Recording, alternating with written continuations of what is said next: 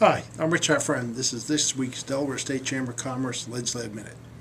Actually, last week was fairly quiet in the legislature.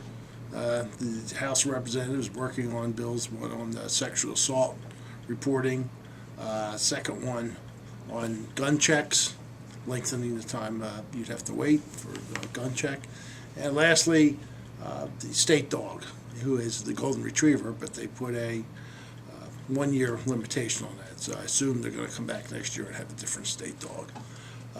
Probably the two biggest news last week is one, the release of our study, DPPI study on state employees versus the private sector, which we talked about last week.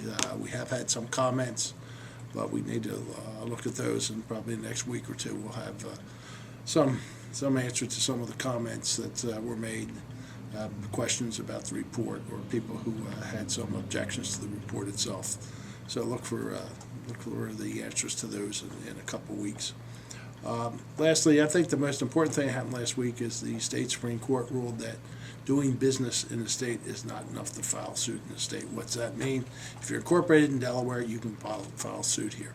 If the incident that which you're suing about happens in Delaware, then you have nexus, you can sue in Delaware.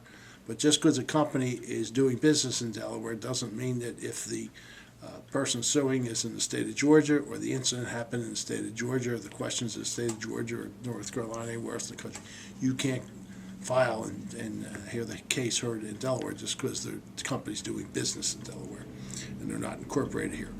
Why is that a question? Well, several years ago we saw a huge influx in asbestos suits in Delaware.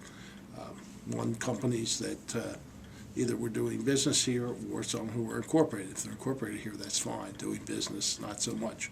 It overwhelmed the state Superior Court. We had some questions about that.